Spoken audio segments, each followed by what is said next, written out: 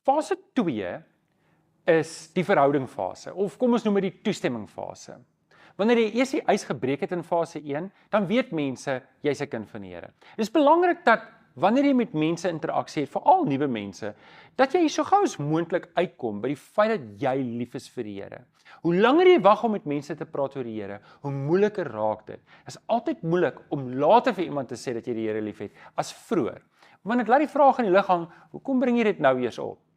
So, hierdie mense weet jy ken die Here en hulle het 'n verwagting jy gaan een of ander tyd met hulle praat oor die Here Jesus. So fase 1 is ek het invloed op mense omdat ek die regte inligting het. Ek het dalk nog nie toestemming nie, maar ek het die regte inligting.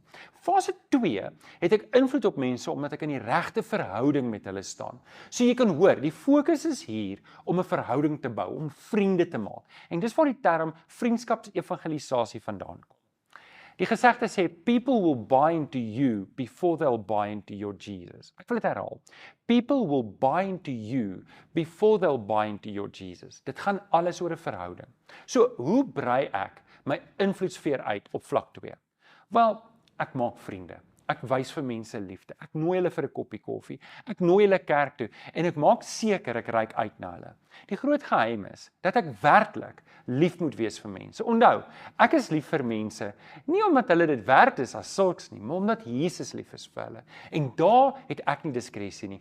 Ek is lief vir enige persoon, of dit by die fulstasie is en of dit in die parkeerarea is, of dit die bank is, of dit iemand van dieselfde of van 'n verskillende kultuur is. Dit maak nie saak nie. Ek stel belang in jou omdat Jesus belang stel in jou. En dit is fase 2.